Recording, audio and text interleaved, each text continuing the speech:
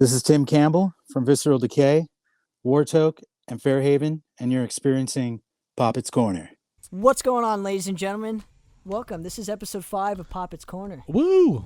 What's up, my man? I got Balmore Lemus. Tanner, how are you, man? Thank you for having me. Thanks so much for coming Dude, and hanging, dude. it is an absolute pleasure. It's an honor for me. So, obviously I've kissed his ass more times than I think any man needs to be kissed on his ass. It's really weird. Well, anyway. I mentioned before, it's not ass kissing if you mean it. So I think that's cool. Yeah. Well, I'll always admit when somebody's a way better guitar player, and well, I'm thank you, man. I appreciate that. One of those, I appreciate that. Thank you. Thanks very much for coming on and hanging. So I'm ready, man. I'm pumped. So the aspect of the show, obviously, I'm gonna go through your entire career. If I miss something, That'll be real quick. No, it won't. If I miss something, please step in and elaborate. All right. So I'm gonna start here. I pulled up some things. Okay. I'm interested to see how far back you could go. Not very far, but I do have some goodies in here. Okay. So we're gonna start with Exmortus because I believe that was the first band that I could pull up.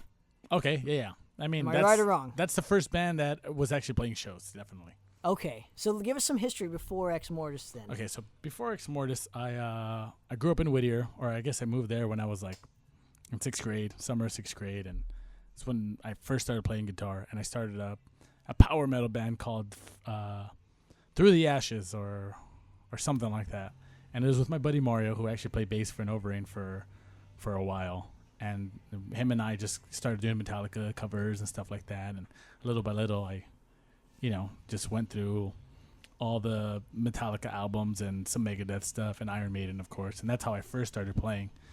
A buddy of mine told me, oh, dude, there's this awesome band. The name of the band is Exmortus. They're playing a show, Backyard in East LA. Like, if you want to come, let's go.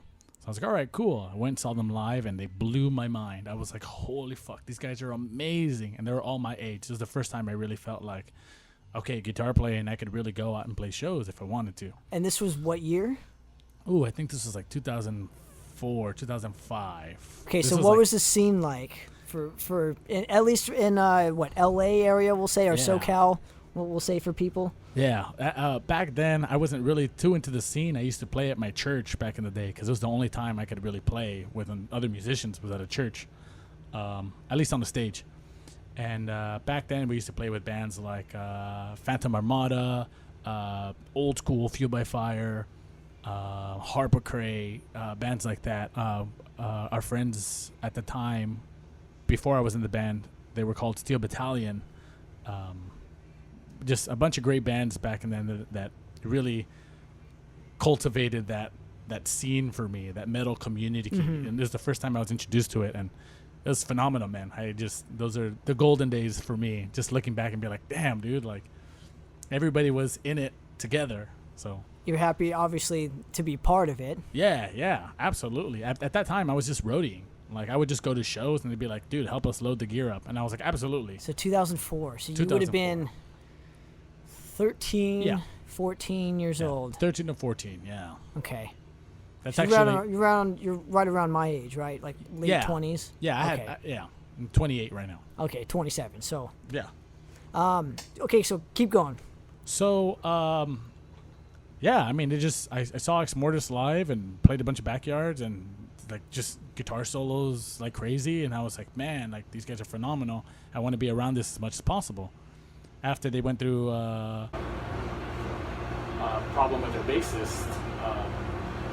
I was like, hey, I play guitar, I can do it. And they were like, do you have any bass gear or anything like that? And I was like, no. But eventually we made it work. Really pumped to be playing with them. And once we lost the guitarist... And you're talking about Exmortus, right? Exmortus, okay. Yes. Once we lost the guitarist, I jumped in and I was like, hey, let me play guitar. And you know... Did you say it just like that? Yeah, I was like, dude, like now that we can play guitar or we need a guitarist, I'll play. And they were kind of iffy about it. And so we went through guitarists and then... we lost the vocalist, and at that time I was like, hey, let me do vocals. And I remember having one show in particular where it was the first time doing vocals, and I just stage fright, like the absolute worst. I went up stage, didn't say anything, not a peep, and our old singer was on the front of the stage, and it was just, it was terrible, man. And after that, I think a lot of the guys were really disappointed. They were like, all right, let's just keep you on bass and we'll find a vocalist. And after that day, I was like, never again will I deal with stage fright. I'm just going to go up there and be completely obnoxious and an ass, and hopefully it works for me. And I guess it worked. It worked for a while. It's still working now, dude. Yeah, I mean, well, it works for all of us, right? Yeah. So, I mean, that's basically it from the beginning, at least before Exmortus. Okay, so we're going to jump to, well, there's a promo demo or whatever from like 2006 that I don't have. So unfortunately, I can't show that. Yeah, and it has a Onward to Battle. Yes, and it has a cover of Painkiller on it. Oh no, that was actually a little after. We had Onward to Battle with our old singer. This is when we were a 5-piece, and it's like it's a 4-song EP, and it's got like a purplish. It's a bunch of like soldiers fighting and stuff, and So that was the first thing. But I wasn't in the band at that point. Okay, so this would be your proper first release ever. Yes. So I have here in my hand and to podcast land a copy of In Hatred's Flame. It's kind of the same version as the album, right? Yeah, except the album was remixed, remastered. As the album In Hatred's Flame, right? Yeah. That I'm holding in my hand. Yeah. But there's fewer songs on the EP than there is on the actual album itself. Yes. I think it's 4 or 5 songs less. And you actually played bass and sang on, I think, both of these releases, but I know you're credited only on this for bass and vocals. And vocals. Yeah. Which is kind of strange. So I don't know who exactly played what on what. So I kind of need you to fill in for me. I'll elaborate on that. Excuse me.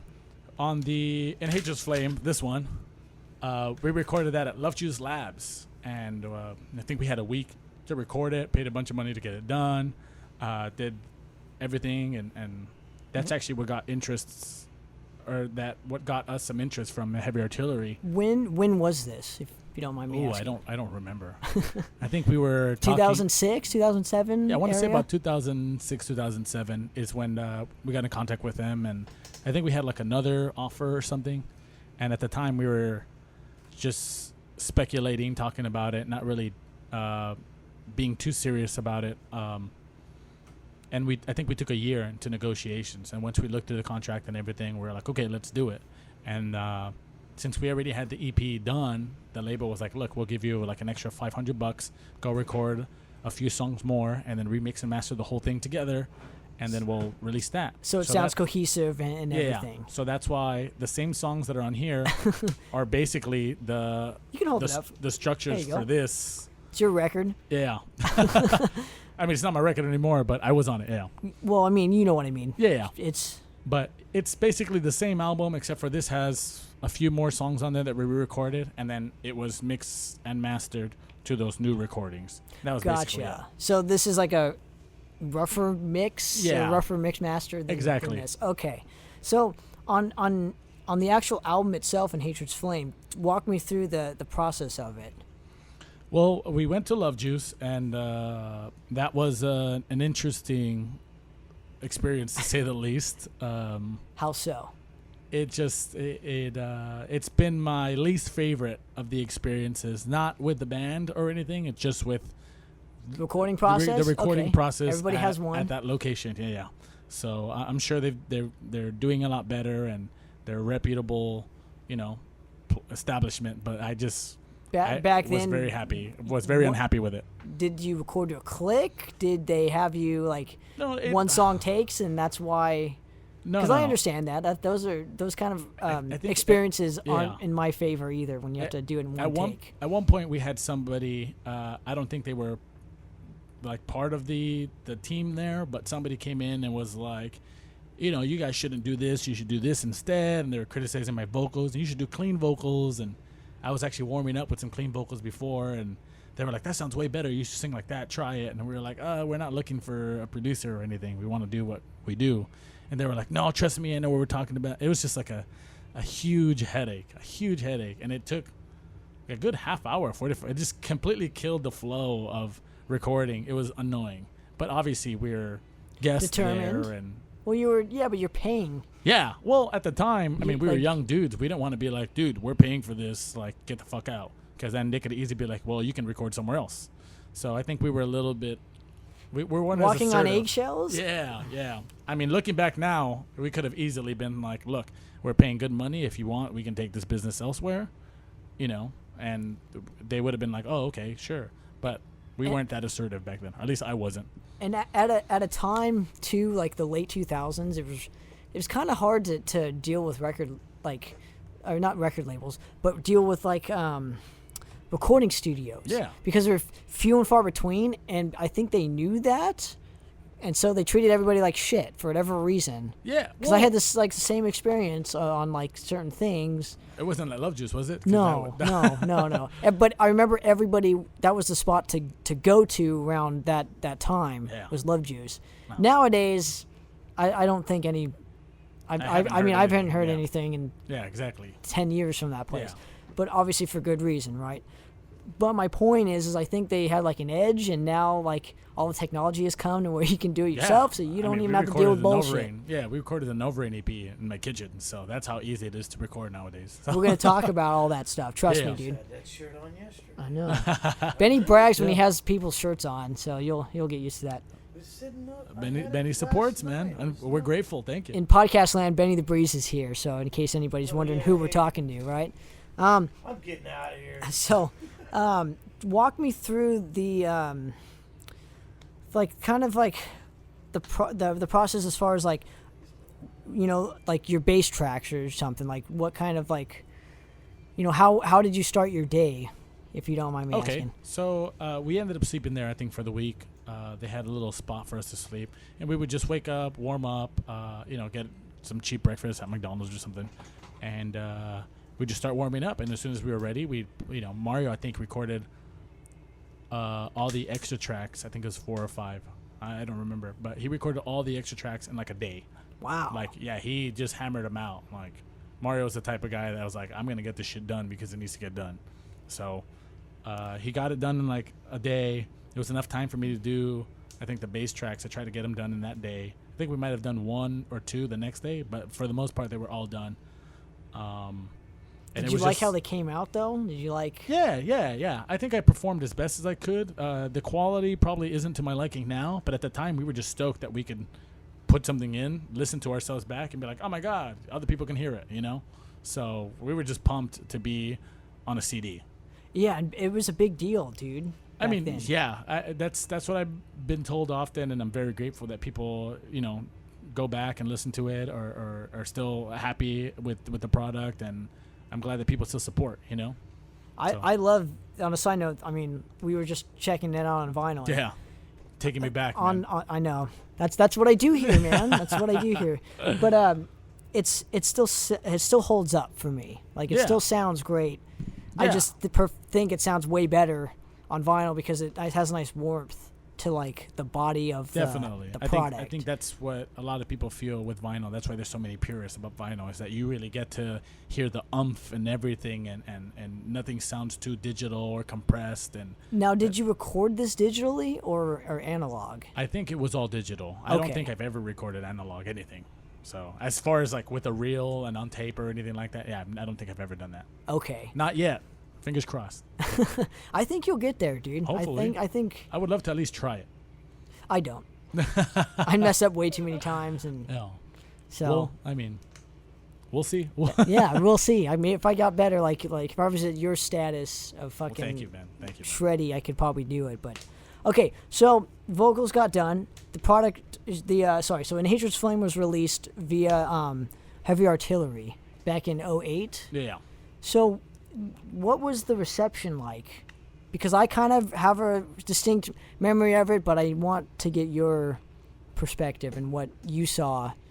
Well, at the time, I think we were still very into what we were doing. We weren't really focused on how was it selling, what's the market like, things of that nature. No, like the feedback of people, when they heard it. All of that was kind of, we didn't really care. We were just happy that it was out there, and we just kept working on new material or, polishing. There were times where we would go into the rehearsal spot and it'd be super hot. We had an AC. We would never use it just for the sake of torturing ourselves, of really feeling like we're fucking pushing the limit. And we just did that over and over again, and then would play with friends and that we would make, like our buddies in Vector in Arizona. There were a bunch of bands, like I think one of the bands was Frozen Water Burial out in Petaluma. We would just kind of go out there and play as much as possible. So whenever people came up to us and was like, dude, you guys were awesome, we'd push the album, and try to remember them and go back and do the same thing. So as far as what people actually said about In Hatred's Flame as an album, I didn't really start hearing about it until after I had left the band. That's when people would kind of be like, oh, dude, you were awesome, and we miss your vocals and things of that nature, which I'm always humbled by, like, considering how awesome they are now. I remember when you left, it was a big deal. It was a big deal. Yes. Who's going to replace Balmore? Like, do you know what I mean? Yeah. Well, I mean, I have an understanding of that now because I do get a bunch of kind of mixed reviews and stuff like that. But at the time, I mean, it was kind of a bitter, like, breakup, or like to leave a band that meant so much to me. And I kind of just left the scene for a while. I was kind of like, in 2010. Yeah. So 2010 is when you actually left the Exmortus camp. Yeah. And I really didn't look back when I left. I was like, you know what? I'm just going to play music on my own and not worry about it. And so I never really paid attention to, like, what they were going to do. And as far as I know, there was never like oh my goodness, what's going to happen with the band? Like, I knew the guys for years before, I even joined the band. So knowing their work ethic, I understood that with or without me, they were going to keep moving forward. So that's awesome, dude. Yeah. Yeah. And so you kind of went in like a hermit state. Yeah. Where nobody had heard from you in years. I don't even think I'd met you until a few years back. Yeah. So from like 2010 to I want to say like 2014, I don't think anybody heard anything from you. So what were you doing in that specific time frame? At the time, I spent a lot of time just trying to get better. There's a point where I was kind of like, I'm just gonna stop playing guitar. I wasn't really interested in it as much. It's really bummed, But after some time, I started jamming with an old family friend who was like, hey, we're looking for somebody to play bass. If you're interested, you want to just play a few gigs and we'll pay you. Started jamming with them. The name of the band was Fresh Out of Fiction. Okay. And what kind of style? It was like a fusion of a bunch of stuff. It was like jazz, pop, rock, kind of shoegaze, like all over the place. So you go from like a heavy extreme metal band to like a fusion band. Yeah. It's really rad. It's because at the time, once I left, I took more time to really listen. Because even now, I'm kind of notorious for not listening to new music. I'll stick to what I know, and that's about it. But my wife at the time was really into like Led Zeppelin, Pink Floyd. She was playing it a lot, and it was the first time I really sat and I listened to it. And David Gilmour like completely blew my mind. I was like, oh my goodness, what have I been missing out on? So I took the time to really work on playing like a really good note rather than playing a million notes. So I did that. I tried to do that with Fresh Out of Fiction, which I think worked out okay. I mean, I learned a lot from that band. I'm very grateful of having spent time jamming with those guys. But that's what I did. I just played with them. I tried out for a few other bands. Such as? There was a band called Astis from like the Santa Anita. Astis, yeah. Okay. I heard a song called Lobotomy Party. I don't think they're doing anything now, but I think it's still on YouTube. And it was really like, it was very genty before that whole scene, before Periphery or anything like that came out. And I was like, dude, I've never heard anything like that. So I tried out with them. I don't think I was their style. I couldn't really do that like a bop, bop, bop, bop, bop, bop, bop, that whole thing that those guitarists do. That whole like very percussive. Yeah, very percussive with the hands. Yeah. So I wasn't able to do that because I was so used to shredding with Exmortus, and I think I assumed I was like, oh, having experienced Exmortus, I could probably join any band, and I learned real quick that was not the case. So tried out for a few bands, didn't happen. And then I actually tried out for a band called Celador. And they're from from Colorado. I heard their stuff, and I was blown away by it. I saw an ad on Craigslist, and I messaged the guys, and I was like, hey, I'm really interested, and this is my experience, and I've been on tour before, and stuff like that. And then lo and behold, it was actually Diego from Anthea, who was in Celador as well. He had posted the ad. he was like, oh, dude, they're based out of Colorado, but I've known Diego for years. We used to play backyards back in the day, and that's how we started jamming. He was like, hey, if you want, we can jam, just to really mesh as musicians. And then once Chris from Celador comes down, we'll have an official tryout. Oh, okay. Yeah. So he would fly in and Yeah. And at the time, I guess he was in another band, which was Novareign. And we started jamming, and he was like, hey, if you want to play some guitar for Novareign in the meantime, let's do that. So I met the guys, and they were really hardworking, awesome musicians. And I was like, okay, cool. Like, we'll do this for a while. And then I guess the Celador thing never really went, it never happened. It fell through, and so I just kept jamming with Novareign, and here we are. And we're all glad that you have. Yeah, I'm very happy that I. Who was in the band around that time? In Novareign? It was Diego on keyboards, Danny Nobel on guitar, David was the singer, and then I don't think we had a drummer at the time. Yeah, because I don't think Paul was there when you even recorded. Paul came way after, yeah. Even the EP or whatever. I don't think he... The EP was actually drum programmed. Right. Yeah, that was right. all... Not too many people know that. Yeah. Because I remember I tried to do it the best I could. It sounds awesome. No, because I remember when you came on our last radio show, 2014, I think, when it came out? Yeah, I think it was 3 or 4 years ago. Yeah, I think it was... It's been a while. Yeah, it's kind of a trip, huh? You might have come in once before, but I remember when you came in, you had told us... that they were programmed. Yeah. That you were still looking for a drummer, and then Paul showed up. I want to say 2015 area. That sounds about right. And then pretty much it's been smooth sailing. Yeah. Except for obviously the bass player. Yeah. Eventually, my buddy Mario, he's always been an awesome guy. He's very upfront, and he told us, listen, I'm gonna start focusing on school and stuff. So you guys are gonna have to find a bassist. I'll fill in. Meanwhile, until you guys find somebody. I think he filled in for 8 months, 9 months while we searched for a bassist. I mean, the guy is one of the greatest people ever. He's basically my brother. I love the guy. So he really did us a favor, and he's always willing.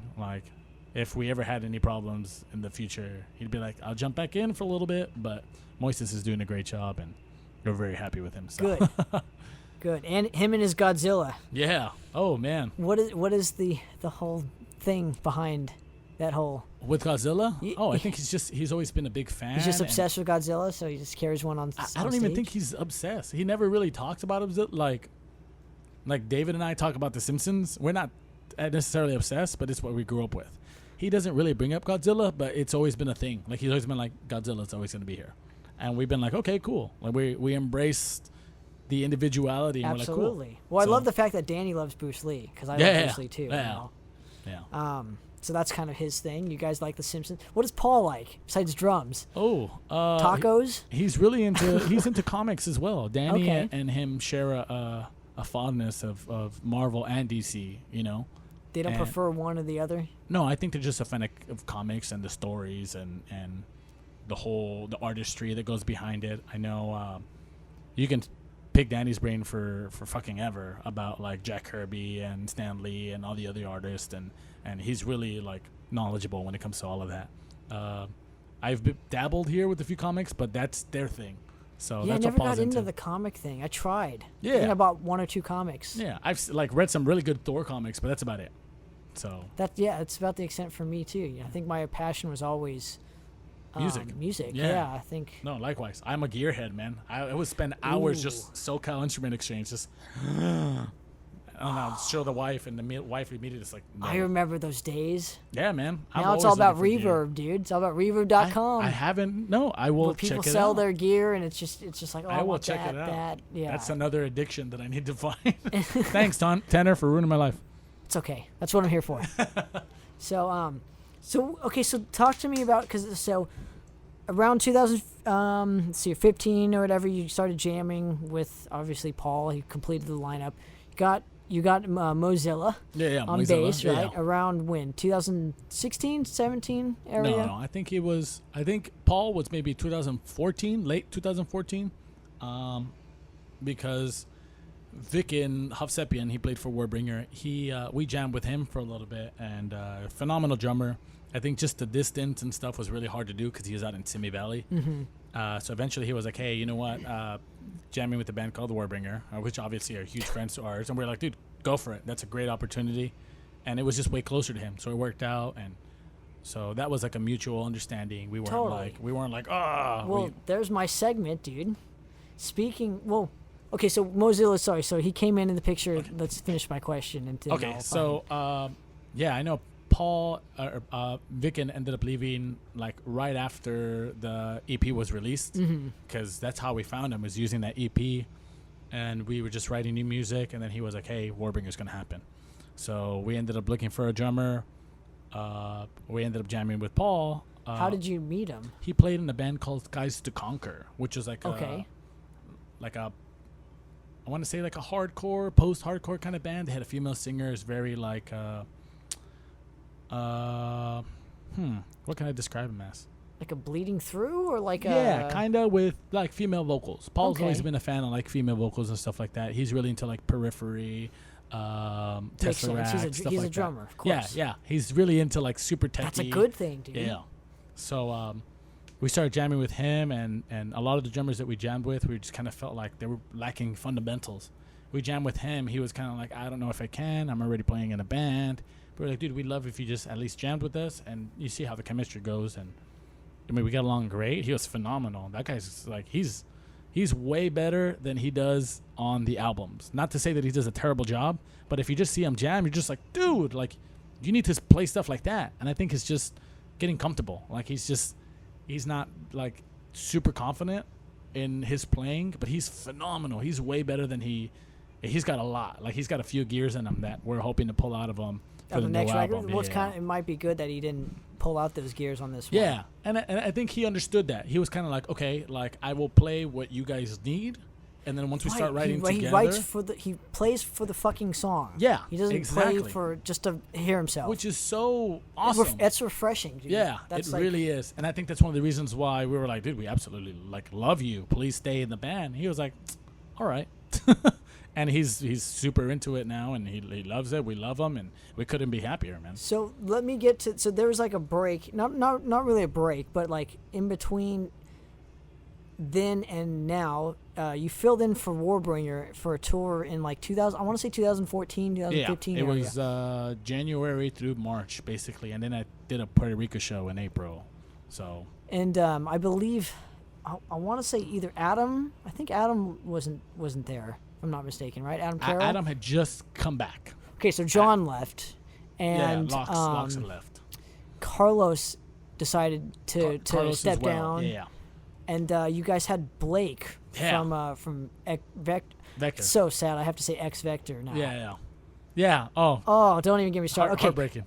Anyway, so what was that experience like for you? Oh, it was a dream come true for me, man. After doing so long of having toured with Exmortus, toured the U.S. a few times, and with the last tour was with Vector, and like, oh, dude, there's that was years prior, bands, like 2009, I want to say, or something. Yeah, it was right? 2008 to 2009. I think it was the winter. It was the Fimble Wind Tour, and how clever. Yeah, dude. Oh, I'm into stuff like that, so I loved it, but. After that tour, it really cemented, I think, Vector and Exmortus as a brother band. Like I still love those guys. I spoke to Eric recently, ex-Vector, obviously.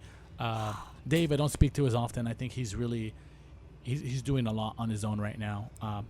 But Eric, Frank, and Blake, we talked for forever after I left the band. And after those few years, finding out that I have the opportunity to tour in Europe, first of all, I was pumped. I was like, yeah, cool, let's do it. Obviously, you came from Exmortus to like playing some Killer Fusion to fucking tour Europe. With Iced Earth as well. And I'm sure people in Europe knew, had a few people. They knew, in Hatred's Flame.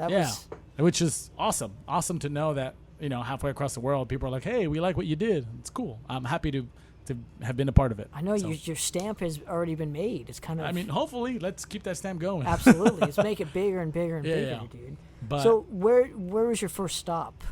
Oh, I don't remember on that tour, but I remember the conversation with John. I was like, all right, let's do it. I got my passport ready, And I told him, I was like, I'm looking forward to jamming with you guys, and especially with Carlos, because I'm a fan of his drumming. And John was like, Carlos is not going to do it. We got Blake to do it. And I like just burst into like hooray, like fuck yeah, like Blake, like I love him. That like, guy's so underrated though. Yeah, man. He's like one of the coolest dudes, and he's super underrated. He on drums. really is. He's not only that, but he's humble. He's hilarious. Like that guy is like just one of the best people out there, man. It's such a shame. I hope those three at least do something. On a side note, I think they will, but because I think their chemistry is just too strong. Yeah. Like I don't. They've been doing it for a while, and I don't know the ins and outs of the band, personally, aside from just having toured with them. But I mean, sometimes we just need a break. I mean, it bummed me out when I left Exmortus at the time, but I'm so glad that I took that break because I felt like it made me a better musician, a way better musician for Novareign. You know what I mean? You probably appreciated things a lot more than you did too. Yeah. That's usually what happens when you take a nice break. Is you start to appreciate it. I mentioned before we started the podcast how I think if I was a little more mature, I probably wouldn't have left Exmortus. But things turn out the way they do, and I'm happy that I had that experience, and it really helped shape me to be the musician that I am now. So it's kind of nice that you're still humbled even to Exmortus, because I know there are issues, when things. Yeah. Bands. Damn it, Benny. Damn. If you cry, I'm gonna cry. But it's kind of refreshing in that aspect, because I don't meet a lot of people who can have like a conversation without necessarily like getting offended, but still telling its history of where what you were doing at that specific time, and still like have like a mutual conversation, I guess. No, I think being Exmortus kind of helped that because, especially being the frontman, jumping into the frontman position and getting a lot of praise at the time, I think it was really easy to get big-headed, and the guys were very on top of making sure that, hey, like, one of the mottos in the band of Exmortus was, nobody in this band is needed, Everybody in this band is wanted. So that's a great mentality. The moment you feel like you're needed is when there's a problem. And even, I'm guilty of being in a position to where I felt like, you know what, like I'm a way bigger part of this band than you guys make me feel to be, and I need to be appreciated. And I think that's one of the reasons. That's one of the reasons understandable, I left. Though. Yeah. If that's not happening. Like, it is and it isn't, right? Because you want to be appreciated, but you can be appreciated without feeling needed. But this is one of the things that I've tried to instill in the Novareign guys, just from my previous experience, that everyone is really receptive to, is in order to have that conversation, you need to be open, right? You have to put the wall down to be able to say, hey, look, this is how I'm feeling. And, taking the time to do that every once in a while, it helps. It helps kind of recharge the batteries. With Exmortus, I don't think I was mature enough to have that conversation, right? Like whenever I felt like that feeling of like, dude, anxiousness, I just wouldn't have it because I just wasn't mature enough to do it. Now looking back, having gone through stuff like that with the guys at Exmortus, you're probably more comfortable with yourself, though. Yeah. I think. Oh, definitely. It has to do somewhat with maturity, but I think you're more comfortable. Yeah. Like looking back, I still love all the guys in Exmortus.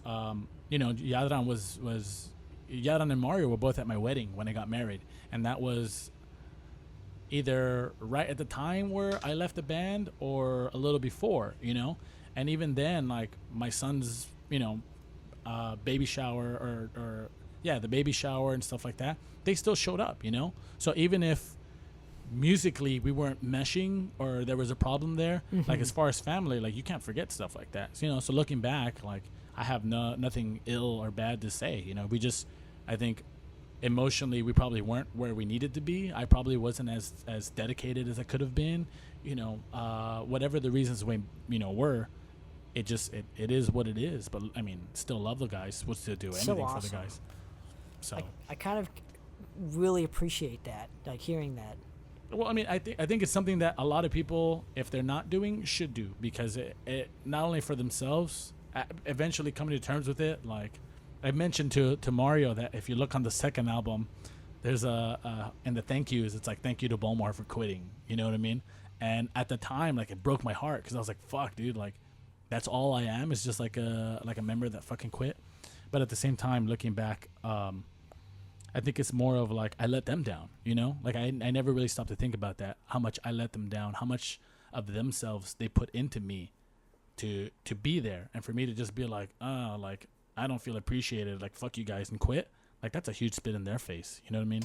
So totally, but like I definitely feel like they could could have we helped both that. we both could have done better Something. about it, but I mean you learn and you grow, right? Yeah, Hindsight's 2020.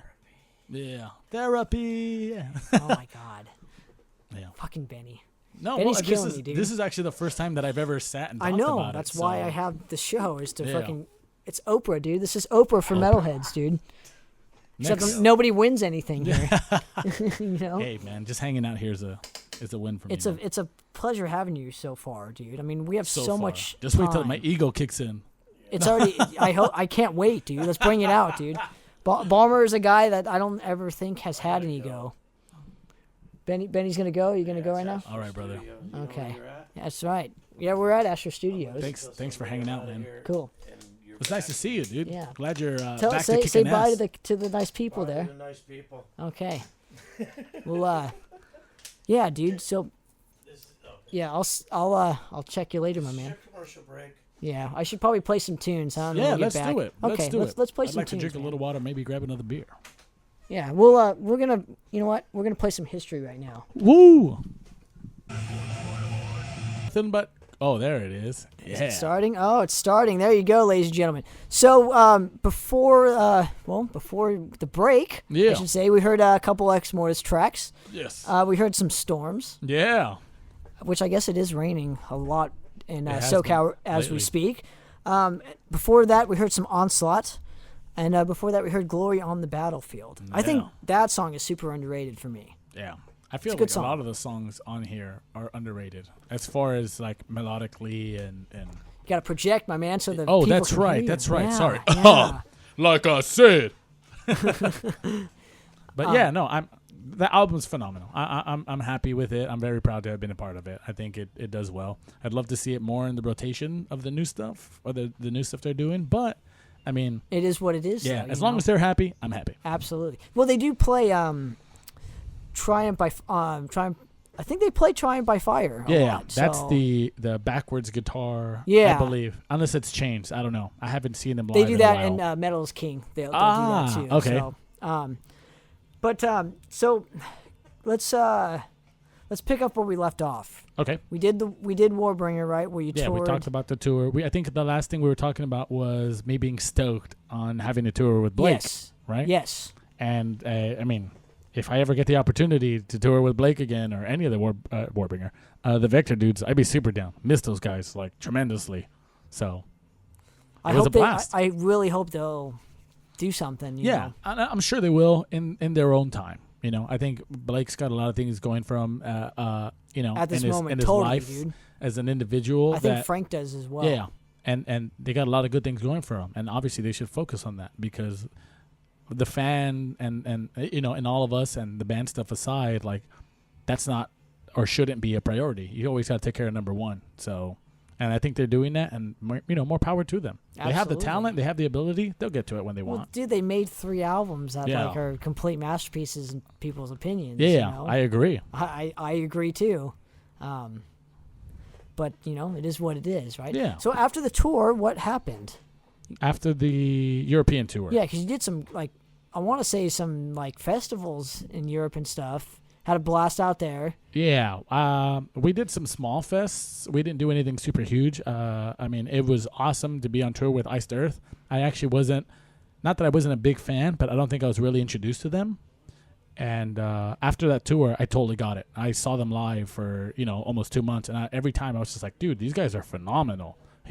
Schaefer's right hand is, oh, man. It is like the hand to have as far as rhythm. Like, he trumpet. Or James Hetfield. Yeah, One of the two. Well, see, then that's where I kind of was like, I get it, because I never looked at rhythm as like an art, and even Conan's right hand is fucking phenomenal, and I never really understood it until I saw Iced Earth for 2 months. I was like, I get it. There's a whole different beast behind rhythm playing that is really underrated because lead guitar is so flashy, and that's something that I started really working on recently, like within the last 2 or 3 months. I did too. I'm actually jamming with a band called Dire Apparel that I'm going to be touring with in April. We're going to be hitting Canada and stuff. We're touring with Serenia and Threat Signal. That's cool. Yeah, it's going to be awesome. How long's that tour? It's, I think, a week and a half. Okay. Maybe. So you're doing like 2-week-long tours pretty much. Yeah, whatever I can do that my job allows me to do. And then obviously as a father, that's number one priority. Totally. So, and I'm pumped because that band, obviously, they don't have an album out, but I have the album, having to learn the songs, and I'm pumped for that to get out. I didn't play on it, but learning all those solos, it's phenomenal. Dire Apparel stuff is going to be awesome once it comes out. That's fucking awesome, dude. When do you know? Do you know when it's gonna come out? I'm not 100% sure yet, but I'm just happy to be a part of it at the moment, and then we'll see where it goes from there. Totally. The good thing is that Dire Apparel is basically Hellion Prime's like main guitarist, and they're a power metal band from the Bay. It's their guitarist, and then the singer for a band called Judicator, John Yelland. He's I'm not sure if I'm pronouncing his last name right, but he's a phenomenal singer. He's very like Blind Guardian, Hansi Kurz kind of style, and he's phenomenal. It's phenomenal. It's basically them doing something together, and they were looking for a lead guitarist, and I was like, dude, I'm super down to contribute as much as I can. Obviously, Novaraign's my number one priority, but since they have two main bands and are doing a side thing, I don't see why I can't do a side thing. So we'll see where it goes from there. Well, you did do a side thing last year, though, that not too many people know about or heard about. I don't recall, but... Well, Anthea released an EP that you played on in 2017. Yeah. I have that on my list I wanted to ask you about. So how did that whole thing come into play? Because you were recording... I want to say you were recording Legends then as well around that time. We were and we weren't. Well, Legends. Okay. So Legends was recorded, I want to say in 2016. We had started, but obviously life kind of just got difficult for all of us. I think Danny had went to like 2 or 3 jobs in the time that it took to record. Like it was just getting really hectic. And then I had moved, I think once or twice. I was living in Palmdale for a little bit, and so it was really hard to get it done. Will Salazar, the engineer, was super patient to stick by us for that long without having really a consistent schedule to go in and record. So it took forever. In between that time where we were all really busy, I think Diego had approached me. He was like, hey, I'm going to be recording. I want to get this out. I want some killer solos. Could you write some solos? And I'll give you credit for it. And obviously I've known Diego for forever. I was like, absolutely. You know, Diego's a phenomenal musician himself. So and he's helped you out on multiple occasions, sounds like. So. Yeah. So I said, yeah. So we did it. He shot me a few bucks because he's an awesome guy. He really didn't have to, but he did. And well, there's a whole business reason why, though. So that's yeah. Obviously, I get it. But I do the same thing, you know. Yeah, but I mean, it's not like I would have been like, hey, this is making millions. Well, you know? that's. I mean, well, I say that now. There's a whole business thing, right? Yeah, so yeah. But so I was happy to help out. You know, if he ever calls on me again, I'm super down. So maybe I'll charge double. You're talking the Anthea. The Anthea, right? yeah. Yes. Yeah. So that's what we're talking about. So you filled in for your homie. Yeah. Right? Yeah, and it's great stuff. If you haven't checked it out, go and check it out. It's awesome stuff. Great guitar work. Obviously, because I'm in it. I'm just kidding. Minute solo. Yeah, it's great music, man. So tell me about pretty much the final aspect of your musical career so far. I mean, you've done a lot in a short time, dude. I'm grateful. Tell me about Legends. Ooh, there's not much. That literally just came out. I want to say like a month ago. Yeah, that. February 16th is when it was released worldwide and on all. You played platforms. On my birthday at a release show that I went to at D Piazza's with a bunch of killer bands. Yeah, right? man. So, it was In Virtue, Railgun. I can't remember. Tower Guard. They were good. I can't believe Guard. they're still playing. Yeah, Tower Guard is phenomenal. They're one of the more underrated bands from the IE. Their frontman, man, I'll blow him any day. He's just fucking phenomenal. He's so cool, dude. That guy's so cool. Just to steal his essence, man. He commands any crowd. Even if it's just one person, he's like, I fucking own you. And that's so hard to do. It's almost necessary to be a successful frontman. And he's got it in spades, man. So Tower Guard, In Virtue, Railgun. I'm forgetting somebody. Who is it? Oh, man, I really should not be forgetting. Novareign, Railgun, Tower Guard. Sorizon, our buddies in Sorizon, man. Phenomenal. Danny Mann's a phenomenal guitarist. All the dudes in that band are phenomenal, man. Keith is another underrated singer. He can sing anything, man. So Sorizon. Yeah, it was just a bunch of friends. That was a fun... Dude, there was a lot of people there. I was really surprised. There was a lot of people. Yeah, I was like, this is awesome. Yeah. I was really happy with the turnout. We were very proud, and we're so grateful that everyone stuck out to like. I brought my dad. That's right. That's right. Now I'm remembering now. So sorry, didn't mean to interrupt you, but yeah. My dad went to that show. He loved it. Oh, I'm so glad he did, man. Your dad's awesome. He's always been super nice whenever we met him. He could easily be like, I don't know you, but he's always been super nice. So I'm so glad that he went and supported with you. It's gonna, yeah. Well, that was my birthday present. I brought him. Oh, yeah. You were like, I'm gonna drag you to this show. Yeah, I just wanted to hang. I wanted for my birthday. Simple. I'm a simple dude like you. All I want to do is hang with my dad. There was a show that you guys were jamming. I wanted to go check it out. Well, we appreciate you choosing that show out of like the many others that were going on that night, man. So thank you. Well, like I said, said earlier, I kissed your ass or whatever. Definitely one of my favorite guitar players. Well, thank you, man. Thank you. So getting back to this, how was the recording process like? Ooh. So Moises, being he's super cocky, jokingly. Like, I love his persona. At first, we were kind of like, is this guy for real? But God, we love it now. We can't picture him without it. He went in before we recorded. He was like, I'm going to do all the tracks in one day. And we were like, all right, dude. And sure enough, one day, done. And he just killed it. Killed it, man. Great job. Will did a great job of mixing and mastering everything. So he went in, knocked it out one weekend. And we were like, dude, this is going to be done in no time. I think Paul went in. He did it in 3 days. He recorded all the songs.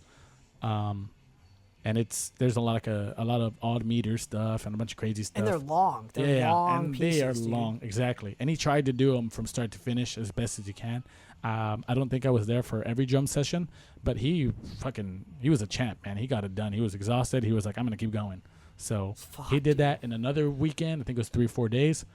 And then guitars, Daddy went in, I think, periodically every weekend to do 1 or 2 songs. And that took forever. And then I went in, and it was just really hard. I think the guitars took the longest because of everything that Danny was going through at the time and everything that we were going through at the time. So it was just a scheduling thing. Yeah, it was just really hard. And Will was just, like, again, so we cannot thank him enough. He was just like, all right, well, whenever you can make it. And not once was he like, you guys need to hurry the fuck up. Because he easily could have, or he could have been like, you know what, keep your money. I'm just not going to finish it because you guys are taking forever. It took 9 months. 9 months to get it done. It doesn't seem like a long time, though. It felt like forever. We were like, dude, 2017's our year. And then it came out 2018.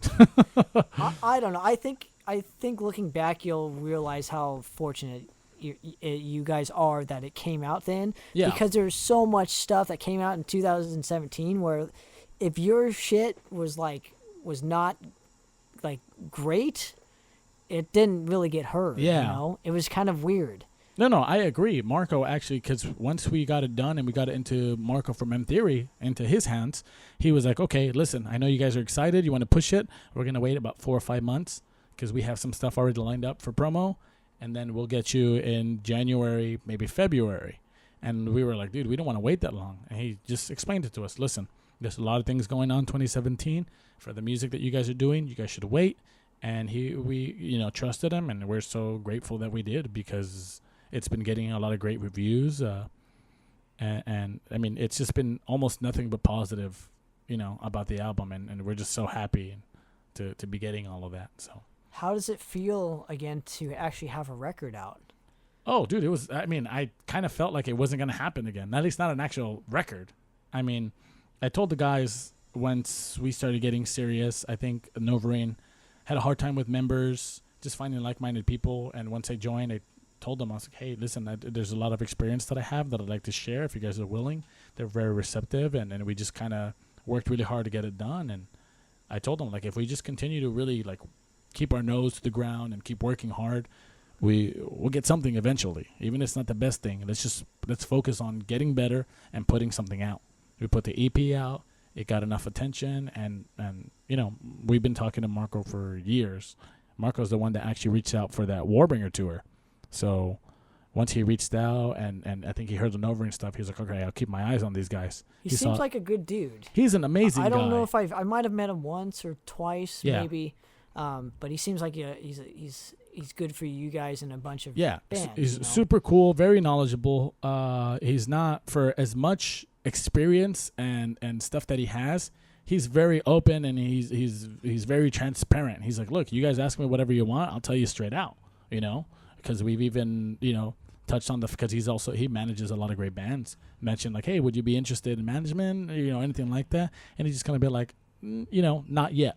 You guys keep working hard, and maybe, but I mean, and which is awesome because he's not really giving us the runaround. He's telling us straight out, listen, this is what you need to do, and if you guys don't want to do it, that's fine. But you know, this is just some opinions, and he's been super supportive of everything we've done. So good. Well, arguably, in my opinion, as well, you have one of the greatest singers of SoCal. In my opinion. we're very grateful. Dave is just a monster. He is. He really is. Like a fucking monster. Yeah, and we actually kind of feel bad because since we recorded everything in our kitchen for the EP, we didn't know what we were doing, right? We were all really focused on getting a good sound for guitars and the music. We really didn't pay as much attention to the vocals as we should have. And I remember for the EP, we got a lot of like shit for his vocals. They're like, dude, everything's great, but the vocals are really thin, really whiny. And he was kind of bummed, but we explained, we tried to just work through it and just listen, it's an EP. It's not the best quality. Like, let's just see what happens. Will did a phenomenal job of really like getting him to shine. Like he's like the diamond. We usually try to explain that to get him like. I have to agree with obviously you guys all are, but like he really stands above the rest. Which I'm so happy that he does because he's phenomenal. He's really talented. And it's not just like singing high notes because anybody I think can sing high notes. He kind of held back on some of the high notes. Yes. Because the EP he's in this register. Yeah. On some of the tracks, like at least from like Beyond the Cold, he's like here where kind of needs to be. I kind of wish he hit some of the higher notes like he did on the EP. But on all honesty, I think when he looks back on this, he'll realize like, it was for the songs. It makes sense. Yeah, I think he's happy as it could be, right? Because all of us go back to we were talking about it earlier. We all go back to our albums and we're like, oh, we could have done this different. We could have performed this different. We all can. We're musicians, dude. Yeah, exactly. But the album could have sounded better. This could have done this. Yeah. But we're very proud of it. We're very proud of it. We're very grateful again with Will for being so patient because there was easily a lot of times where he could have been like, I'm not going to do this anymore. But I think he liked what we were doing or believed in it enough, and he put in a lot of work that he was like, I'm not going to just let it go. And we're so grateful that he didn't. And finishing all of your history, you should be proud of this album because it's phenomenal. I fucking recommend everybody go check this out. Please do. If you're into like metal, this is for you. Like, do you know what I mean? Yeah, it's just good metal. Yeah, well, thank you, man. I don't like subgenreizing things as much as like I have been. So if you like metal, this is for you. Okay? I've been trying to kind of do that as well. I'm just been really a fan of heavy metal, especially because once you guys start getting into heavy metal, like traditional heavy metal is cool. Yeah. I'm saying for metal as in general. I don't like subcategorizing a lot. I just I think heavy as a it's fucking metal, dude. Yeah, exactly. But okay, so what's next for you guys? All right, so at the moment, now that the album's out, we're just trying to push it as much as possible. I have the Dire Peril, dates that I'm going to be doing. And this is in April? In April, yeah. Okay. I think it's April 19th through the 29th. We're going to be hitting a few U.S. states, I think like Ohio, Michigan, probably a few more, but mostly it's going to be in Canada. And then bring your mittens, dude. Yeah, I will. some nice thermals. Yeah, I got that already. I mean, after doing You're from California, dude. Yeah, a few winter tours with Exmortus has gave me more than enough experience, so I'm ready. But right now, Danny's writing some killer riffs. I'm collaborating with David and Paul as much as possible to kind of write stuff, because I'm not really like a confident writer. I haven't jumped into that writing like persona just yet. But I mean, we're writing stuff, and I'm super excited about it. Super pumped. Like, it's gonna be not super different, but it'll be different. It'll help kind of solidify it. And the biggest thing that I think we try to have in mind is we want to get musical freedom at the end of it, right? We want to be able to write whatever we want and not have, even if people are like, oh, I don't like it, we want to at least be able to say, well, we wrote what we wanted to write, you know? We're not really trying to serve. It happens to every band. Yeah. Dude. And that's why we're trying to... Any good band it happens to. Let's just say that. Yeah. And we're trying to nip it in the bud for ourselves to kind of not get into that mindset of like, oh, well, somebody wants to hear this, or you know, people are going to want this kind of a song. We're just kind of like, dude, forget all of that. Let's just write what we want to write. And if people like it, awesome. And if not, then as long as we're happy with it, like, what more do we want? You know? So. I try and listen to it, though, from a listener's perspective. Yeah. And, like, what I would want as a listener, I guess, is my best argument for that. Is, like, when I'm writing a tune, it's like, what would... If I was hearing this for the first time, would I be blown away by it, or would I be just like, oh, okay, I'm gonna skip to the next band? And I think that kind of goes under the same category as writing for yourself, right? Because you want to listen to it and be like, fuck, this gets me pumped. You know, you're not necessarily writing to please anybody else, rather than you want to hear it and put it in yourself from the listener's perspective. Helps, because then you can at least separate yourself as much as you can to hear it and genuinely say, this is pretty good, or it's not good enough. But don't you just love the feeling when you write like just a killer riff? It's like, this has to be used in a song. Like, I'm not going to waste this fucking riff. Yeah. And then you write a whole song around like the riff. Usually that's how I write my songs. So it's like a killer riff, that's the bass, and I'm just like, fuck. Yeah. I need something like... Yeah, and that's where I have the problem, is that I have like 20 to 30 different riffs that I'm like, oh, dude, this is like just gets me just hard as fuck. And but you don't know how to piece it together because nothing makes sense, dude. Yeah. And not only that, but like, for example, Danny, when we were writing Skyline, which I think is our favorite song off the album. Yeah, that's a great song, dude. I basically wrote half of the song, and then I got stuck. And I was kind of like, well, I don't know what to do with it. And the builder's really good too, though. Thank you. That's all Danny. It's phenomenal. But I didn't know what to do with it, and I was like, I'm just gonna wait, you know, like just for inspiration to hit. And Danny was like, dude, like, we have a deadline. Let me take it home. I'll work on it over the weekend, and I'll bring something, you know. Mm-hmm. And obviously we're like, okay, cool. Like, if you want to try and tackle it, go for it. He came back with the other like 5 minutes of the song, and it was we're just, our jaws dropped. We're like, dude, and he was like, this was fucking grueling, but it's done. And then we obviously polished, fine-tuned a few things, and added just the ending, and that was it. You know, the ending was actually that riff that you were talking about. That it's like in 5/4, but man, my favorite riffs. Thanks, man. That's that same idea where I had a riff, and then it kind of helped write some other riffs, but I just don't have the patience or the willpower to sit there and be like, no, it's gonna get done. Danny, on the other hand, is he gets it done. Well, I don't have that anymore as much. I like to write with somebody, like having somebody there, and pick a time frame where it's like the song's gonna get done in this time frame with the riffs, and then like usually my job is like to go home and structure everything. So I'm like the structure, and then I add riffs obviously too, and then the vocals, but. Yeah, a majority of the riffs get handled, you know, elsewhere, and then I'll put in mine, and and then everything gets polished together. Right. That's the greatest thing.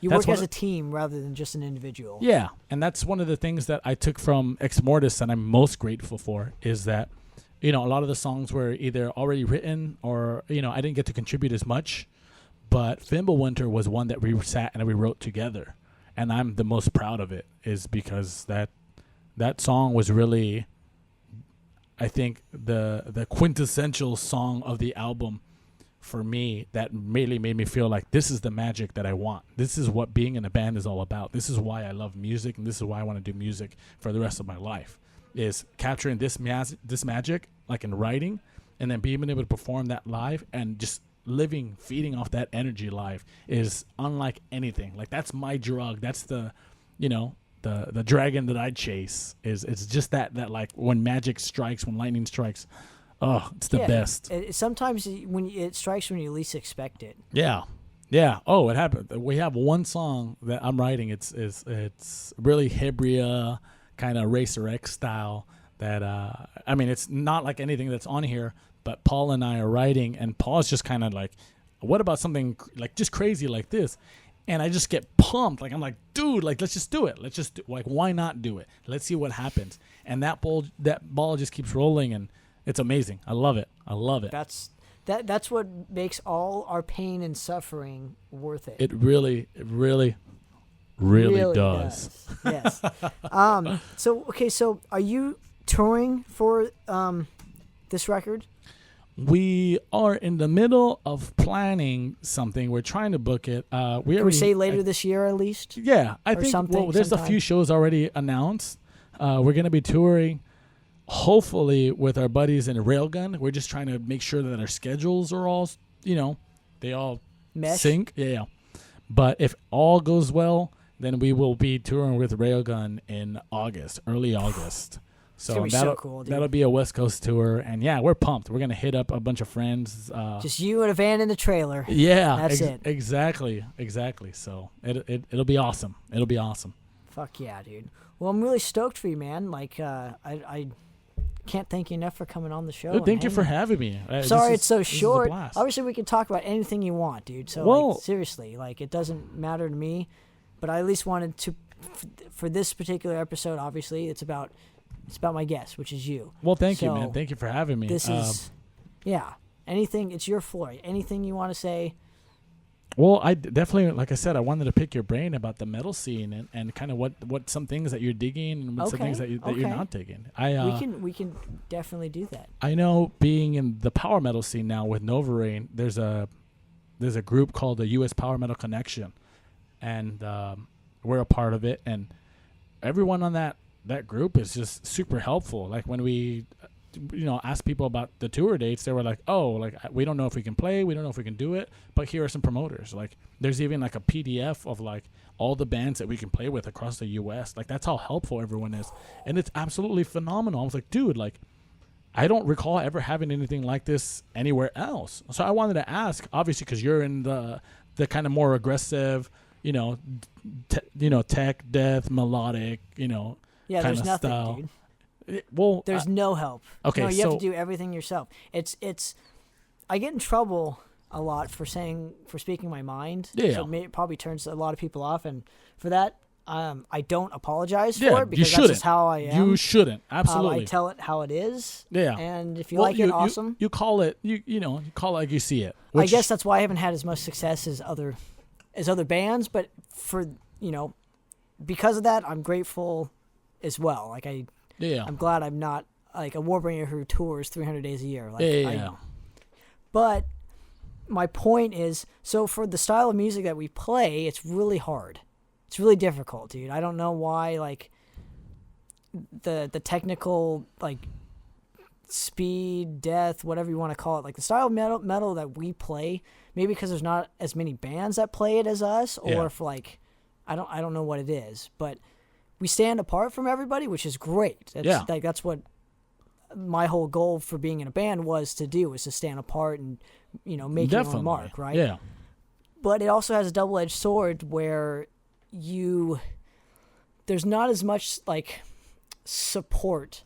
Because, like, for, like, doom metal, there's, like, a fucking legion of fans. Like, there's not a legion of technical thrash or technical death. Death, thrash, black. Yeah, like the style of metal that we play, like the old school, like, tech thrash sound, it doesn't have it. For the people who find it, they love it, though. It's like what power metal is. When you find power metal, you love it no matter what. Which is something that I think we're very grateful for, is the fact that we kind of have that camaraderie in the scene across the U.S. Like this group, like I said, it kind of came out of nowhere. I joined it because I was like, let me find out some new bands, and everyone on there's like, dude, you guys are awesome. When you come by here or so on. So I'm just curious if it's just something that we experience, or if that's something that is just. Well, I know doom metal has that. So doom metal has like their own legion of fans, just like black metal. Like if you like black metal, you're in this cult of like all these people that love that specific genre. It's because I want to say in the mainstream world, it's not as recognized, but you could argue that for the style of metal that we play too, it's not recognized, but there's just no avenue for it. Yeah. Which sucks, dude. It's really difficult. Okay, so now my question to you is, what do you Maybe think we should just play black metal and we'll fucking get a bunch of like... man. You keep doing what you're doing. I think, if anything, well, let me ask you first. What do you think are some things that we could do, right, as a metal community? Because we were talking about it earlier. If one day, hopefully, you know, we get to do a Novareign Madras tour, we don't know what the reception would be like, but I don't think either of us... It wouldn't matter. Exactly. It wouldn't matter what the reception is. It's the fact of just doing it. Yeah, exactly. And that's what... Do you know what I mean? Like, yeah. having... Like, here's the thing. We have all the necessary components to make it happen. Yeah. Right? The main struggle is just scheduling, right? So Yeah. it's just like, when you guys can do it and when we can do it and we can, you know, come together and make Exactly. it happen, right? So why is that mentality so... Lost? Yeah, so lost anywhere else? Because I noticed even in the new wave of British heavy metal, you know, The traditional heavy metal thing that's going like on? the new thing. Dude, yeah, it's so weird. I thought that would be like the next like big thing, and then for some reason it didn't have as much like grab as like at least the thrash metal. Like when the thrash metal scene hit, that shit hit, dude. Yeah. When the new heavy metal thing hit, I don't know if I'm wrong. I hopefully am, but it didn't hit as hard. And this is why I think it happened, is because back then when we were playing in Exmortus, not once were we like, we want to play Black and Death, you know, thrash, or I think we called ourselves like war metal at one point, but only because most of the lyrics were about battle. Like, it wasn't like we were like, oh, we're a specific type of metal. It's just like, dude, if you want to know what we're metal about war. So war metal. It was very organic. You guys got unfairly lumped into that whole category though, which we don't mind, especially because even like with Vector, like I would have never really considered them thrash. We got lumped into it too. I don't consider us one of those bands. Yeah, but I think we were okay with it because we were like, cool, we know all these bands, we have brother bands, let's just do it, let's just go out and play. And I think that's why this blew up back then in 2000. Well, yeah, it's because you had a community, dude. You had Thrasher de Mayo, you had like, you know, Thrasher Ween, and you had fucking all these different avenues in SoCal that just made it work. And with the new wave of traditional heavy metal, you don't have that. It's not as prevalent to me. Yeah, no, I agree. So I don't know if I'm hoping I'm wrong, dude. Yeah, we could be out of the loop. Yeah, I hope so. Please, somebody inform me. Yeah. But as far as like, I just think we can have a tighter community, dude. Like that no legacy compilation that I gave you. Yeah. Oh, I just put it in my car. The vinyl or whatever. The reason why it was such a big deal for me to be offered on that compilation is because the bigger picture here is like, yeah, you know, we play this style of metal, but when you work as like a community and as a team, you're bigger than just like your said person or band. You're part of something. No, I agree. And to where you'll be recognized. Like the thrash scene in the 80s is kind of like that. Like they worked as a community. Yeah. Right? Yeah. That's why you know all those Bay Area bands. Yeah. Also, the media has not been favorable to us new bands. Yeah, but there's a lot of like, it's a whole political thing that like obviously Yeah. I'll get in trouble probably for saying this, but Yeah. I don't care. It's like them focusing on like all the older bands as opposed to all us new bands that I think has really hurt metal. Well, I think it's really hurt metal like as a genre. Yeah. And help grow. How many pop acts do you see that are fucking an 80s pop act nowadays playing stadiums? How many? Not many. I think I named one. I think Madonna's probably one of the only ones. Yeah, there's a lot like. Okay, but I'm just saying pop acts. They're quick, right? Yeah. Metal bands aren't. Like metal bands are just not. They focus on the old school, and that's it. Yeah. And it really sucks. Yeah.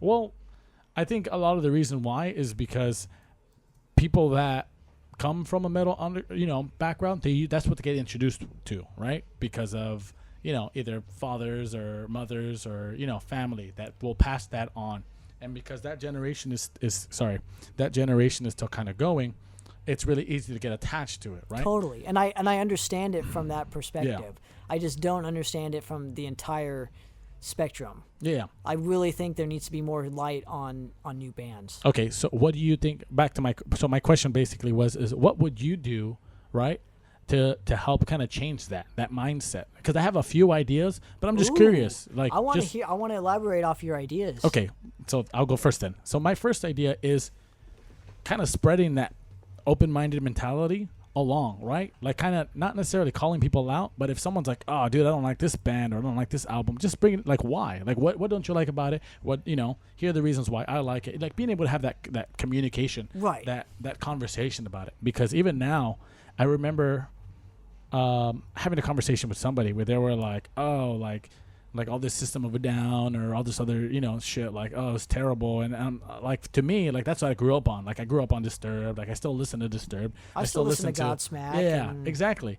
And I think in metal in particular, there's this like, I cannot admit that I listen to this stuff when it's like, there's a fear of liking a band. Yeah, totally there's true. This phobia, and I don't understand why, because it really damages, I think, everyone else from expressing what they like and what they don't like. But I think more people like that stuff. Like, they're not afraid to like those bands as much. Well, now, because they have fucking, dude, you can have Lady Gaga and fucking Cannibal Corpse on the same iPod and no big deal, dude. It's just like.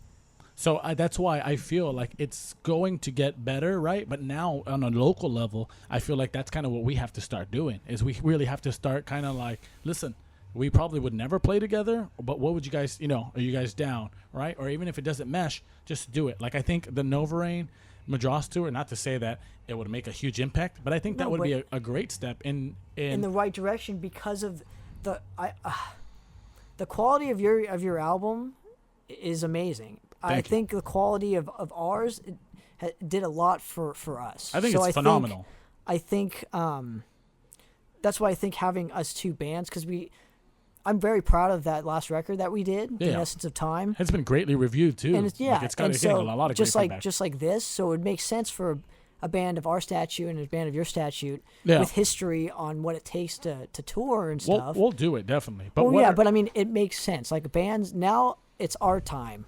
Does that make sense? Like, we need to start focusing now on what we can do together rather than focusing on what we can do just individually. Individually. But I really think that's why, like, the thrash scene worked back then. Yeah. Because they didn't focus on individual. Yeah, they worked on the scene. They worked on the community, dude. So what are... Maybe having festivals where, like, where people just... I know Jarvis's Frost and Fire Fest. Right, man. it not being done anymore, or the fact that it's not going to be done anymore, like, it's not, bums me out. Yeah, this is the last year. This is the last. But I understand, dude. That guy has so much fucking, like, he's stuff one on of his the plate, hardest dude. working dudes in show business, in no show doubt. business. Absolutely, no doubt. I'm not disputing it, not denying it. And we're lucky, actually, that we're gonna. I should mention that as well. Is we're gonna be playing the Friday night after party. There you go. Across the street from the fest. I'm still not 100% on the venue where the fest is being held. Just the fact that you're on it is amazing. Yeah, because we wanted to be on it before, but Jarvis, he had it like 2 years booked in advance. He was always like, dude. See, so that genre is perfect for you, right? Yeah. We could never get on that tour, that show, just because of our genre of music. So again, going back to what I was saying, there's not as much support for the style of music that some of us bands play. Like, we're not as mainstream or acceptable. Yeah, no, I agree with you 100%, which is why I brought it up, because you're one of the only people that are vocal about it.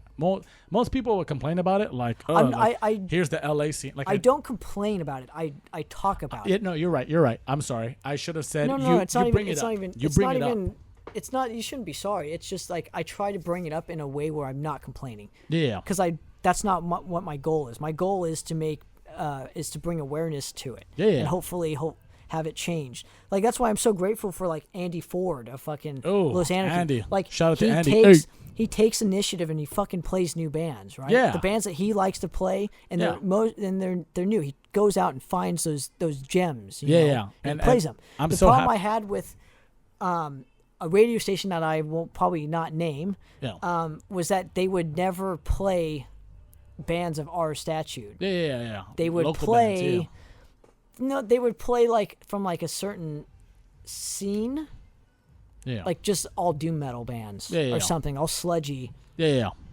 And I just never got that mentality of like, and if you were from like SoCal, if you weren't from LA, you were outcast. You were like you were shit on. Yeah. I remember it was a very lonely time to be Madrost in 2007, 2008 when these records were coming out. Because nobody gave a shit about us, dude. We had to fucking fight. Yeah.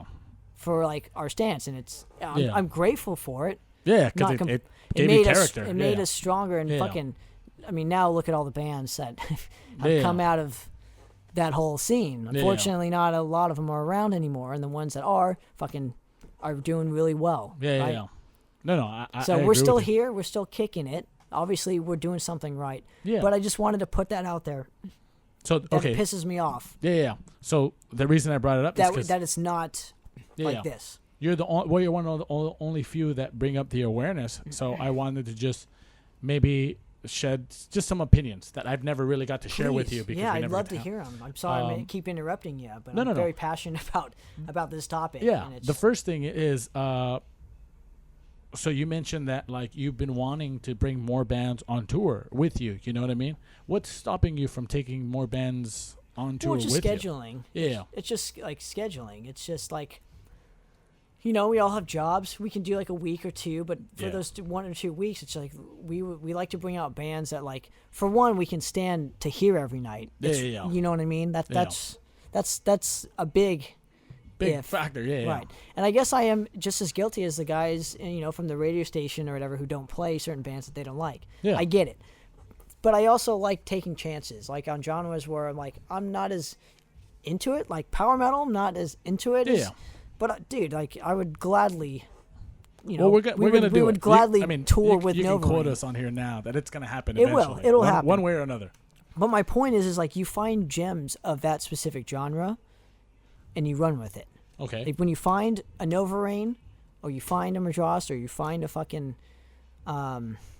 There's a lot of like Hellfire from the Bay, or they're phenomenal. Elm Street from Australia is another band that's like they're not as big as they need to be. Like they're playing with Dirk Schneider. I think they're going to be here in April. That's a great tour though. Which they're busting their ass like completely. They're really working hard. It's another great band. Obviously the guys in Judicator, the bands that we kind of our brother bands. But there's a lot of great bands. Lethal Night is another one that like they're phenomenal guys. They're great. They're only going to get better too. Yeah. But you take out a band of that caliber. Yeah. I think it's about passing the torch. Yeah. That's and unfortunately, like old school bands aren't doing it as much. Yeah. And that's so it's really killing the scene. It's really killing like. You would have Priest and Iron Maiden in 1980 touring together. Yeah. It happened. Yeah. Why isn't it happening now? I don't know. Yeah. Well, that's the mid-level bands are just as guilty of this. Yeah. Absolutely. I won't because they're all my friends. Yeah. But there are tons of bands that I think could do way more for the community than what they are. Yeah. But on the other side, it's so hard to like get known, and when you do, you have to maintain it. And But I think there's a way to do it, and I just don't think the way that it's been going on is the way to do it. Yeah, and I think we're gonna have to eventually kind of start doing things on our own, because one of the things that I know I'm guilty of is that we kind of wait for like a band that we know to tour, and then we're like, oh, dude, let's jump on. When we should really go out and take a risk. One of the things that I miss doing with Exmortus that I know Novareign will do eventually is we're just gonna wing it and say, fuck it, let's just do a full US tour on our own, because that was our first tour. And the label, like Heavy Artillery, was very, very like persistent on don't do a full US tour. You're going to lose money. It's going to be heartbreaking, and you're going to be disappointed. And Mario, I remember specifically was like, look, dude, we're going to eat cold ravioli out of a can. We're going to sleep in the van. It's going to be fucking murder. Let's just go out and do it. And we came back with like money in the bank. We came back in the positive because we knew what we're getting into. I haven't seen a band do that since back then. Like, when was the last time I saw that was the Madrost Braindead tour. That was rough, dude. Yeah. But that was really fun, dude. But that's kind of what I wanted to bring up, is that I feel like us as bands need to do that more often. We need to be able to take those risks. Instead of playing locally all the time, I totally agree. Yeah, we have to start pushing that ourselves to make it happen, because that's what Vector did. That's what Exmortus did. That's what Bonded did. That's what Warbringer did. Warbringer kind of had you can look at it as a plus or a minus, or a positive or a negative, that they were on the label like Century Media, but they still said, fuck it, I'm going to tour. They probably signed, I mean, I don't know what the contract was that they signed. They probably were obligated to do all those tours, which makes sense, and I'm glad that, you know, they fucking busted their ass to fulfill those needs, you know? I guarantee, like, knowing Keevil and Adam, that even if they weren't obligated to do it, they would have been like, fuck it, let's do it, right? And I feel like that's the mentality that I don't see as often speaking to other bands, because not a lot of bands are willing to get dirty or suffer, you know what I mean? And I feel like that's what we're missing. This is why I wanted to bring it up, is because, well, dude, you could do that. You could do 2-week tours and stuff like what we do and suffer. I mean, it's fun as fuck, but I mean, you do suffer even for a week or two. Yeah, but I think it takes a special breed of person to do that as well, man, which is something that hopefully we'll start seeing more of. I hope so, because Warhead was like that too. Remember them? They would tour fucking 30 days, you know, at a time or whatever. They would do it on their own. Every 2 to 3 months. Yeah, they would do it on their own, and fucking, you know. Yeah, I think we need more bands like that, dude. And that's a whole different thing. I mean, I love the Warhead guys. Nolan, I've known for years, man. He's always been supportive of Exmortus and stuff. But I mean, I think that one was a little hard, just members, and I mean, there's a million things to go into play when it comes to that. But that is a perfect example of a band that was willing to, like, say, fuck it, we'll do it on our own, you know? And if they were to continue, or I'm not sure what because I haven't heard anything from Warhead in a while. I haven't either. But us two bands still have that mentality. Like, we're saying fuck it, and we're going on a 2-week tour in May with Silent Scream or whatever. Oh, that's right. Right. So we're bringing an old school band that's their first tour or whatever, and we're gonna go together in a fucking van, and we're gonna fucking hash it out. We're gonna rock and roll, you know. Yeah. And I think that's what it's going to take, is that kind of proactive of, like, nobody else is going to get it done, right? We can't keep saying, like, oh, dude, it's a shame that this hasn't happened. And people want to come see you play, dude. That's like, you know what I mean? Yeah, you're going to play a million shitty shows. Yeah. But you know what? Like, that's what it takes to get to Wacken or all these shows where... You know, as long as you have the smart marketing and management, you'll be fine. And I feel like that's the reason. Like that is the reason why I think a lot of bands can't get that camaraderie or can't get that community going, is because there's so few bands that are willing to say, you know what, let's just go and do it on our own, that it doesn't happen. So you're kind of forced to say, well, I got to wait for our, opportunity. And then whenever there's ideas like that presented, you're kind of like, well, I got to look out for me. You got to look out for me. And then that kind of separates all the bands. Whereas everyone said, look, we might lose money. Novareign might lose money. You guys might lose money. Let's go out and do it. Obviously, you want to put yourself in a position to where you don't lose money, but anything after that is still a risk, right? I feel like that once bands do that, then that's when people start kind of like, oh, dude, these two bands that probably don't kind of, they don't complement each other. But you know what's great though, when you play in another town that's not your own, you're more accepted.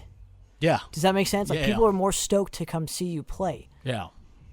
Oh, they're from California. Assuming that you've been there before. And we're in fucking Texas. Yeah. Or New Mexico or Colorado. They're from California. You get those people where it's like, wow, they drove a long way. I've heard their stuff. They sound killer. Let's go to the show. And that's what's great about us two bands, I think, is like, because you have a separate audience that likes that style of music, and I feel us two bands can stand on our own, which makes sense why we can do a tour together. Does that make sense? Like, I don't have to compete with you, and we're totally separate. Which is good, right? Which is what you want. You don't want a band that sounds like, I don't know, Slayer times 4. Right? You don't want 4 Slayers that all sound the same. Slayer in particular. One. I mean, I'm not the biggest Slayer fan, but I know a few people that are like, dude, I'll watch Slayer 4 times. But I understand what you're saying. Most people aren't like that. I should say. But yeah, dude. I mean, going back to what you're saying, I think there's some thing. Is there any more points that you had that? No, that's the biggest thing, man. I feel like I just wanted to bring up that I think we need to be proactive ourselves, man, and hopefully anybody else that's watching that's in a band kind of agrees, or maybe they don't agree. I also feel like connections and networking needs to be like a thing again. Yeah. Like when people ask me all the time, like, "Hey, what connections do you have?" I gladly give them those. Yeah. Because I think if it helps them out, and they become bigger, maybe one day they'll, take us out, or they'll take another band that deserves it. They'll keep the metal flowing, dude. And that's what it takes.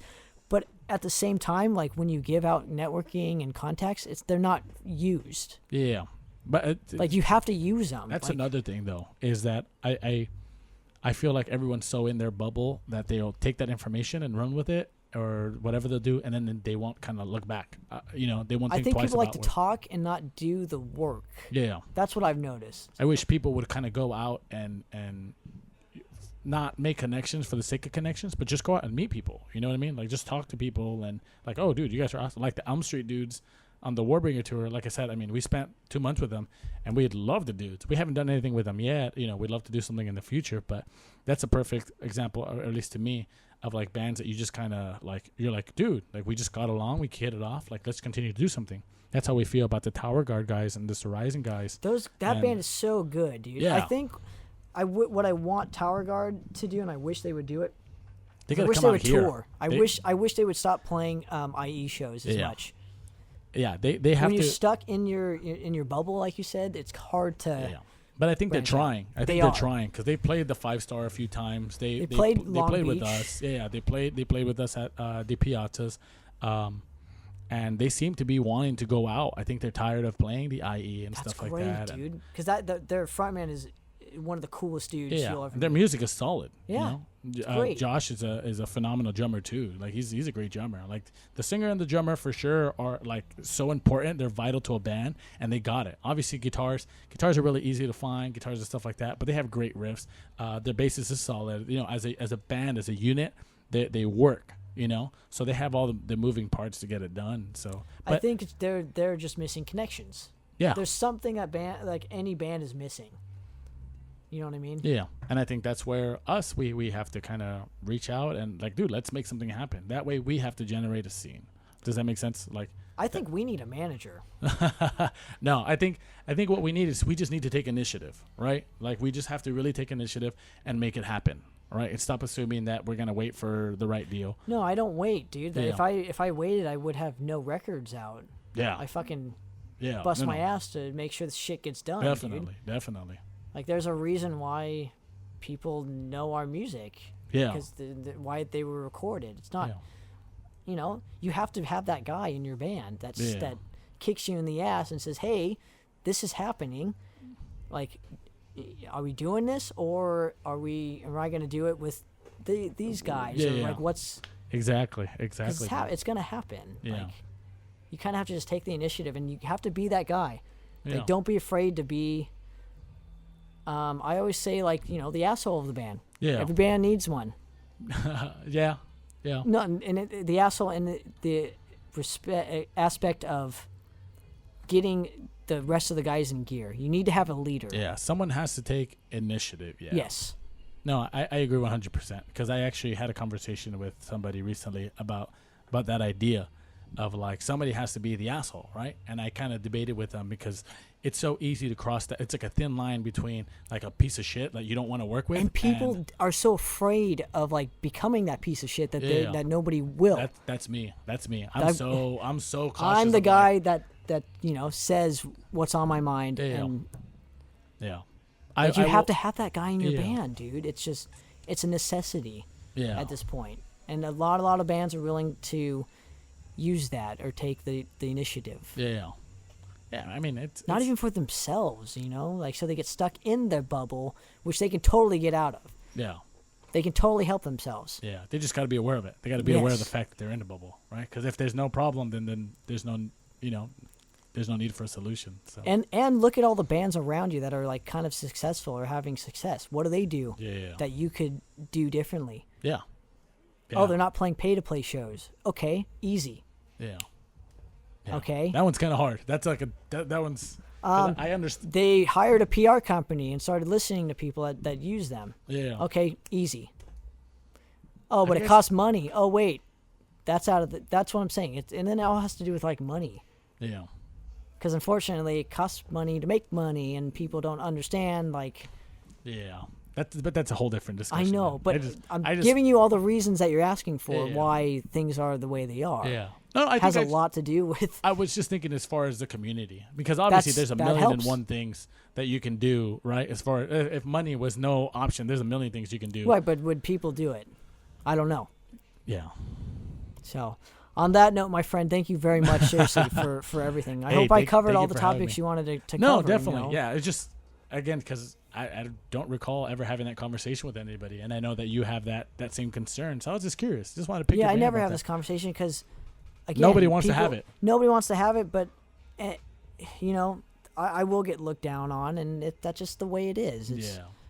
No, I think it's more so of... But I don't just talk the talk. Yeah. I try and walk the walk instead. Yeah, which is exactly what my point was, or what I feel like we need to do that we haven't been doing. You know, even ourselves is both of us, dude. Yeah. It's a two-way thing. You know, we can definitely take initiative and tour more, but or just make things happen for one another.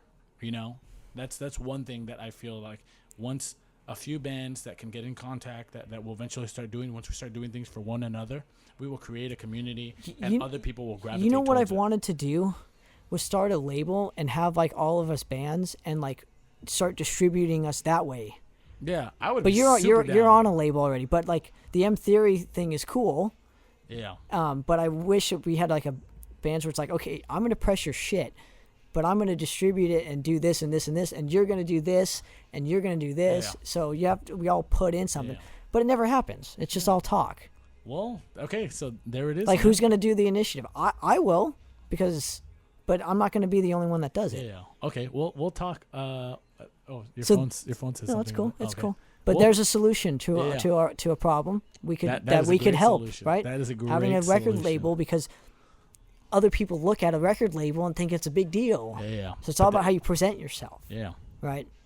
All right. We'll make that. That's what I was thinking. That was a solution that I've wanted to do for a while. Which is awesome. I think that's a great solution because I've had that same idea in mind, but I'm more of a worker, right? I won't I'll get stuff done when it's needed to get done, but because I have a million and one ideas, like I want to start a mobile car wash. I want to, I want to do graphic design because I already do almost everything. Like I designed the layout for the album, having no experience. That's the thing too. Having those people that can do something for the community. Yeah. Well, let's talk, man. We'll make it happen. There's a bunch of things I can think of, but thank you very much. Seriously, it's been a pleasure. Thank you, seriously. man. Episode 5 out, ladies and gentlemen. Thank you so much, Mr. Balmore Lemus. Thank you, Tanner Poppitt.